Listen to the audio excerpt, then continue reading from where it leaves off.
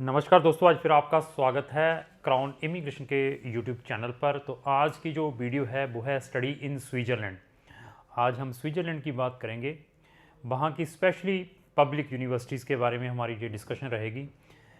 हम हर एक वीडियो में बार बार यही बता रहे हैं कि हम जहाँ पर भी अपने स्टूडेंट्स हायर स्टडीज़ के लिए भेजते हैं व्हाट्सएवर कंट्री में, तो वहाँ की गवर्नमेंट और पब्लिक यूनिवर्सिटीज़ में ही भेजते हैं। तो ये स्विट्ज़रलैंड की जो इन्फॉर्मेशन मैं आपको देने जा रहा हूँ, हमारी आगे भी स्विट्ज़रलैंड से रिलेटेड बहुत सारी वीडियोस हैं हमारे चैनल के ऊपर। तो हमारे जैसी वीडियो आपको किसी भी चैनल पर या कहीं पर भी ऐसी इन्फॉर्मेशन नहीं मिलेगी, क्योंकि इसके ऊपर हम बहुत R&D रिसर्च एंड डेवलपमेंट करते हैं। उसके बाद ऐसी ऑथेंटिकेट आप तक इन्फॉर्मेशन लेकर आते हैं और साथ में हमने ये चीज़ें प्रैक्टिकली की होती है, तभी ये चीज़ें बोली जाती हैं जिन्होंने ये प्रैक्टिकली काम किया हो।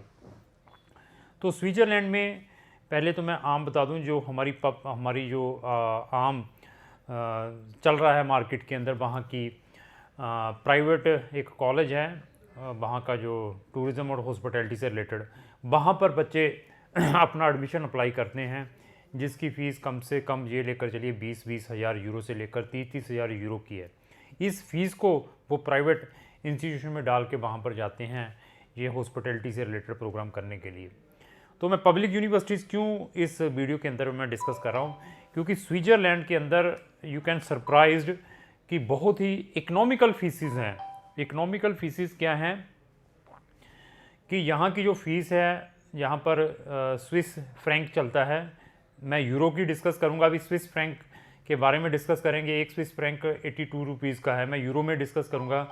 2000 यूरो से लेकर 6000 यूरो तक की, 2000 यूरो से लेकर 6000 यूरो के बीच की है, और बहुत डिफरेंट टाइप के वहाँ पर स्कॉलरशिप भी है। अगर आपने वहाँ की पब्लिक यूनिवर्सिटीज़ में एडमिशन लेना है तो आपकी प्रोफाइल बहुत अप्रोप्रिएट होनी चाहिए। ये नहीं है कि सर मैंने 50% वाला हूँ, मैं 60% वाला हूँ, क्या मुझे स्विट्ज़रलैंड के अंदर एडमिशन मिल जाएगा? उन बच्चों को स्विट्ज़रलैंड में एडमिशन लेना बहुत डिफ़िकल्ट है।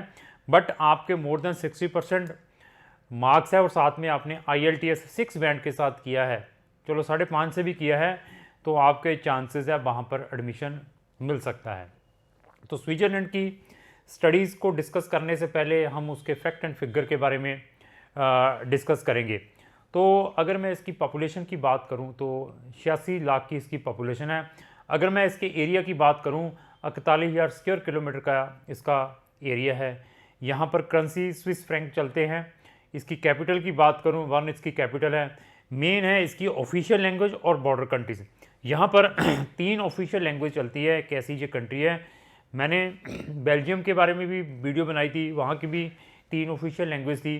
तो स्विट्ज़रलैंड की भी जो ऑफिशियल लैंग्वेज है वो फ्रेंच है, आपको जर्मन मिलेगी और इटालियन मिलेगी। ये इनकी 3 ऑफिशियल लैंग्वेज हैं। और यहाँ पर भी स्विट्ज़रलैंड के अंदर जितनी भी वहाँ के लोग हैं वो इंग्लिश ईजीली बोलते हैं। जैसे स्कैंडिनेवियन 4 कंट्रीज़ के बारे में डिस्कस किया था कि वहाँ पर अगर आप स्कैंडिनेवियन कंट्रीज़ में जाएंगे तो आपको वहाँ पर भी ऐसे ही लगेगा जैसे आप यूके के अंदर ही घूम रहे हैं, कि वहाँ के भी लोकल सिटीजन, जैसे मैं नॉर्वे, फिनलैंड, डेनमार्क और स्वीडन की बात करूँ, तो ऐसे ही स्विट्ज़रलैंड में भी आपको ऐसी ही फीलिंग आएगी।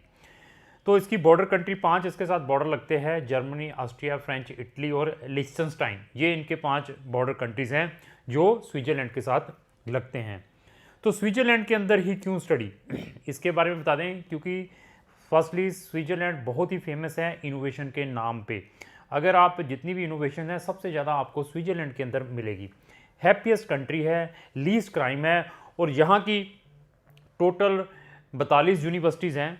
42 यूनिवर्सिटीज़ को उन्होंने 3 यूनिवर्सिटीज़ की कैटेगरीज़ में सेग्रीगेट किया हुआ है। पहले तो यूनिवर्सिटीज़ कैटेगरीज़ हैं, फिर universities of applied sciences and arts, और थर्ड वन है यूनिवर्सिटीज़ ऑफ टीचर एजुकेशन।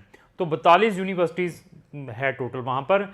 अगर आप QS वर्ल्ड रैंकिंग यूनिवर्सिटीज़ 50 की लिस्ट निकालते हैं तो पहली 5-6 यूनिवर्सिटीज़ आपको स्विट्ज़रलैंड 50 की सिर्फ निकालेंगे तो आपको यहाँ की मिलेगी। और सबसे ज़्यादा बेनिफिट ये है कि जहाँ की स्टडी, अगेन मैं रिपीट कर रहा हूँ, बड़ी ही इकोनॉमिकल है और सबसे ज़्यादा एक्सपेंसिव कंट्री है स्विट्ज़रलैंड।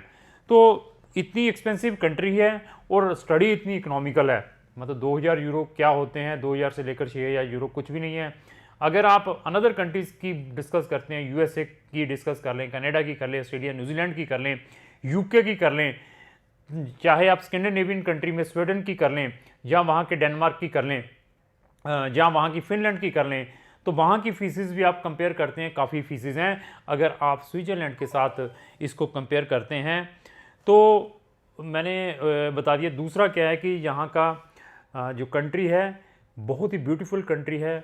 जो भी न्यूली कपल मैरिज होती है जिनकी, तो वो सबसे पहले यही चाहते हैं कि हम, अगर हमारी मैरिज हो तो हम घूमने के लिए स्विट्ज़रलैंड के अंदर जाएं। अगर मैं किसी बिजनेसमैन की बात करूं तो बिजनेसमैन बड़े से बड़ा ये कहता है कि मेरा जो बैंक अकाउंट है स्विट्ज़रलैंड के बैंक अकाउंट में होना चाहिए। अगर मैं, जो न्यू जनरेशन है जिनको नॉलेज है, अगर आप यूएसए के सिटीजन हैं, अगर आप कनाडा के सिटीजन हैं, न्यूजीलैंड के सिटीजन हैं, या अनदर कंट्री के सिटीजन हैं, उस बच्चे का भी ड्रीम ये होता है कि मैं स्विट्ज़रलैंड की यूनिवर्सिटीज़ से जाकर अपनी एजुकेशन गेन करूं, स्पेशली वहाँ की पब्लिक यूनिवर्सिटीज़ में। लेकिन मैंने फिर रिपीट कर दिया, यहाँ का जो एडमिशन प्रोसीजर है it is not so easy. Profile आपकी अप्रोप्रिएट होनी चाहिए। तो यहाँ का एजुकेशन सिस्टम क्या है? यहाँ का एजुकेशन सिस्टम पैरेलल टू कौन सी कंट्री है? Germany, Austria, Sweden, Denmark, in country, Norway, in countries से पैरेलल का ये है कि इंडिया की या एशिया की 12 ईयर्स की स्टडी वहाँ पर रिकॉग्नाइज नहीं है। अगर रिकॉग्नाइज नहीं है तो जर्मनी में क्या होता है? जर्मनी में बच्चे को 1 साल का फाउंडेशन करना पड़ता है, जिसको हम स्टूडिंग कुलीग कहते हैं। यहाँ पर भी वही सिस्टम है, आपको स्टूडिंग कुलीग करना पड़ेगा। हाँ, अगर आपने 12th के बाद 1 साल की कोई बैचलर डिग्री की हुई है किसी भी स्ट्रीम में, तो आप डायरेक्टली वहाँ पर एडमिशन ले सकते हैं बैचलर में विदाउट एनी प्रॉब्लम। अभी यहाँ पर जो बैचलर डिग्री है वो भी 3 लैंग्वेज के अंदर है। फ्रेंच में भी आपको मिल सकती है, आपको जर्मन लैंग्वेज में भी मिल सकती है, इंग्लिश में भी मिल सकती है। अगर फ्रेंच में करनी है, जहाँ आपने जर्मन लैंग्वेज में करनी है, तो आपके पास B1 होना चाहिए। अगर B1 नहीं है तो B1 वहाँ पर जाकर भी कर सकते हैं, प्लस आपको फाउंडेशन लगेगा, देन आपकी बैचलर डिग्री स्टार्ट होगी। अगर आप ये चीज़ों को फुलफिल कर सकते हैं तो क्राउन इमिग्रेशन आपकी हेल्प कर सकती है। प्रोफाइल आपकी बहुत इंपॉर्टेंट है। बार बार मैं रिपीट कर दूं, ये नहीं है कि सतीश ने या क्राउन इमिग्रेशन वालों ने ये वीडियो डाल दी है, पता नहीं स्विट्ज़रलैंड इनकी पॉकेट के अंदर ही है। प्रोफाइल होगी तो मैं जस्ट बताऊंगा, नहीं होगी तो मैं कहूँगा ट्राई। तो यहाँ पर एडमिशन लेने के लिए हमें आपके सारे एकेडमिक डॉक्यूमेंट, आपका मोटिवेशन लेटर बहुत ही इंपॉर्टेंट है। स्विट्ज़रलैंड में अगर आपने वहाँ की पब्लिक यूनिवर्सिटीज़ में एडमिशन लेना है, CV as per the European pattern, उसके अकॉर्डिंग आपका CV होना चाहिए। Recommendation letter is very very important. और साथ में आपका IELTS, without IELTS you could not get the admission in any of the public universities in Switzerland. आप अपने सारे ये डॉक्यूमेंट दे देते हैं तो आपका जो मैं एडमिशन वहाँ की 4-5 यूनिवर्सिटीज़ के अंदर स्पेसिफिक प्रोग्राम्स के अंदर अप्लाई करता हूँ, जो कि इंग्लिश टॉट है, आइदर बैचलर और मास्टर। बैचलर के भी अंदर आपको कम से कम 100 से ज़्यादा डिफरेंट स्ट्रीम्स में इंग्लिश टॉट प्रोग्राम्स मिल सकते हैं। मास्टर में हर एक स्ट्रीम में वहाँ पर प्रोग्राम की अवेलेबिलिटी है।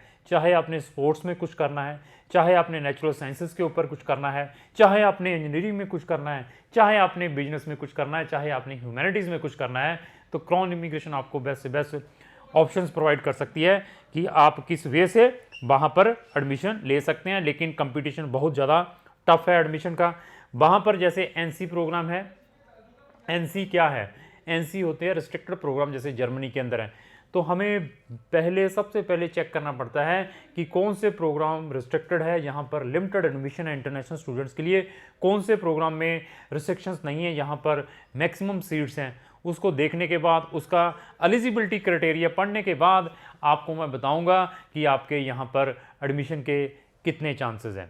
तो ये जो कंट्रीज़ हैं, मैं अभी आपको 5-7 कंट्रीज़ बताऊंगा। मैं अभी स्विट्ज़रलैंड को क्यों प्रमोट कर रहा हूँ इस टाइम में, इनका जो मेजर इनटेक है एक ही है। कुछ कंट्रीज़ का मैं उनके नाम भी बताऊंगा। सितंबर का मेजर इनटेक होता है। बहुत सारी वीडियोस में मैंने बार बार रिपीट किया है कि नॉर्वे में जिन बच्चों ने सितंबर इनटेक में जाना है, तो उनके जो पोर्टल है वो अभी अक्टूबर में ओपन होने वाले हैं। तो देखिए, अक्टूबर में पोर्टल ओपन हो जाएंगे और पूरा 1 साल प्रोसेसिंग में लगता है जिन बच्चों ने सितंबर 2022 में नॉर्वे में जाना है। तो अभी ऐसे ही स्विट्ज़रलैंड में भी यही सिस्टम है, इनका भी एक ही इनटेक है। इन कंट्रीज़ में जो मैं बता रहा हूँ, इन कंट्रीज़ में अगर आपने जाना है तो आपको कम से कम 6 महीने से लेकर 1 साल पहले प्रिपरेशन करनी पड़ती है। ये नहीं है कि मैंने अभी स्विट्ज़रलैंड की वीडियो डाल दी तो आप अगर कहें कि अभी 6 महीने के बाद इनको संपर्क करेंगे, अभी स्विट्ज़रलैंड में आपने अप्लाई करना है तो उस टाइम उनके पोर्टल ही क्लोज हो जाएंगे। नॉर्वे हो गया, स्विट्ज़रलैंड हो गया, आइसलैंड हो गया, नीदरलैंड हो गया, लग्जमबर्ग हो गया, ग्रीस हो गया।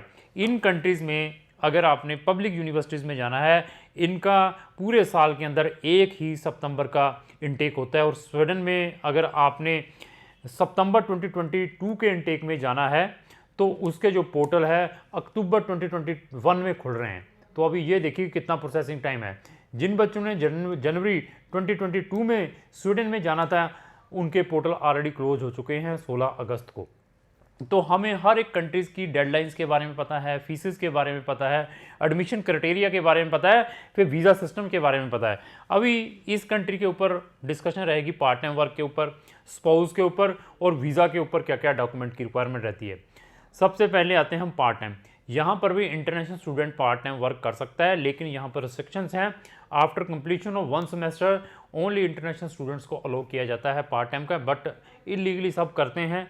तो मैंने वीडियो के अंदर बता दिया क्योंकि हमें वहाँ से भी फ़ोन आते हैं कुछ बच्चों के, जिन बच्चों ने डिफरेंट कंट्रीज से स्वीडन में अपनी स्टूडेंट ट्रांसफ़र लेनी होती है। तो ऐसी ये कंट्री है, यहाँ पर आप को डबल डिग्री भी मिल सकती है, ट्रिपल डिग्री भी मिल सकती है। आप अगर स्विट्ज़रलैंड में बैचलर डिग्री करने जा रहे हैं तो वो बैचलर डिग्री में क्या है कि आप स्विट्ज़रलैंड के अंदर भी 1 साल लगा सकते हैं, उसके बाद फ्रांस में जाकर लगा सकते हैं, जर्मनी में अनदर 1 साल लगा सकते हैं। देखो आपको तीनों कंट्रीज़ का एक्सपीरियंस मिलेगा। ऐसी जो ऑप्शंस हैं आपको वर्ल्ड की किसी भी कंट्री में नहीं मिलेंगे। डिपेंड है, फिर मैंने बता दिया कि आपकी प्रोफाइल कैसी है। फ्रेंच लैंग्वेज के बारे में मैंने इंपॉर्टेंस बताई थी, कितनी कंट्री के अंदर बोली जाती है। जर्मन लैंग्वेज की मैंने इंपॉर्टेंस बताई हुई है, कितनी कंट्रीज़ के अंदर बोली जाती है। जर्मन का अपना हमारा खुद का फैकल्टी है, यहाँ पर हम जर्मन लैंग्वेज खुद अपने जलंधर ऑफिस के अंदर करवाते हैं। अगर आप कहीं पर भी सेटल नहीं होते, जर्मन में नहीं होते, ऑस्ट्रिया में नहीं होते, बेल्जियम में नहीं हो पाते, तो आप स्विट्ज़रलैंड में भी अपनी सेटलमेंट देख सकते हैं, क्योंकि इन सब कंट्रीज़ की जो ऑफिशियल लैंग्वेज है जर्मन है। तो फ्रांस का भी यही है, फ्रांस में सेटल नहीं हो पाते आप। कनाडा के अंदर आपको ऑप्शंस हैं, वहाँ की भी ऑफिशियल लैंग्वेज फ्रेंच है, तो यहाँ की भी स्विट्ज़रलैंड की भी ऑफिशियल लैंग्वेज फ्रेंच है। मैंने फिर बता दिया आपकी एम क्या है, आपकी प्रोफाइल क्या है, देखने के बाद मैं बताऊंगा कि आपको कौन सी कंट्री के अंदर जाना चाहिए। और ये देखिए 26 कंट्री का ये प्लेटफॉर्म है। स्विट्ज़रलैंड में पोस्ट स्टडी परमिट 6 मंथ का है after completion of either master और बैचलर डिग्री। तो स्पाउस को आप अकम्पनी कर सकते हैं, लेकिन उसके लिए बहुत सारी रिजिड फॉर्मेलिटीज़ हैं, बहुत सारे डॉक्यूमेंट लगाने पड़ते हैं। जैसे मैंने बेल्जियम के बारे में बताया था कि वहाँ अगर आपने अपनी स्पाउस को ले जाना तो क्या क्या डॉक्यूमेंट की रिक्वायरमेंट है, सेम यहाँ पर रिक्वायरमेंट है।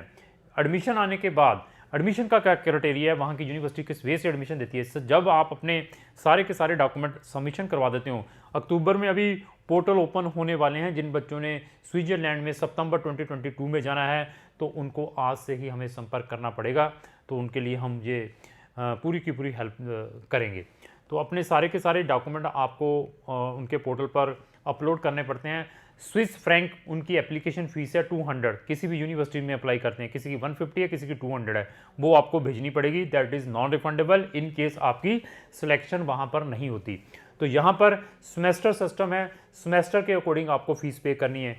किसी यूनिवर्सिटी की 1000 यूरो की एक सेमेस्टर की फ़ीस, किसी की 2000 यूरो की है एक सेमेस्टर की, किसी की 3000 यूरो एक सेमेस्टर से ज़्यादा किसी भी यूनिवर्सिटी की फ़ीस नहीं है।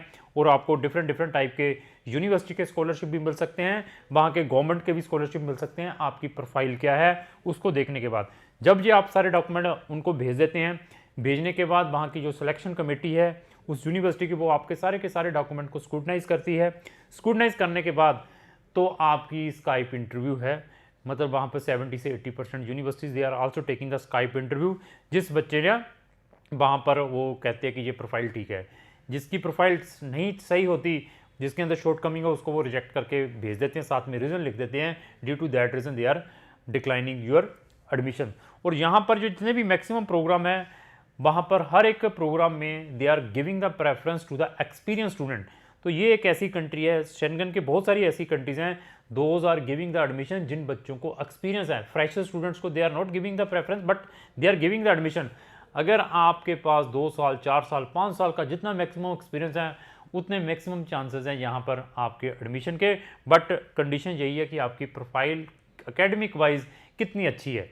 तो ये उनका फिर आपकी IELTS इंग्लिश प्रोफिशिएंसी चेक करते हैं। हाँ, आपको कोई एक्स्ट्रा लैंग्वेज आती है, जो इनकी 3 लैंग्वेज है, तो उसके भी प्लस पॉइंट मिलते हैं। आपका मोटिवेशन लेटर है, आपके रिकमेंडेशन लेटर है, उसके भी पॉइंट मिलते हैं। देयर आफ्टर ये सिलेक्शन होती है।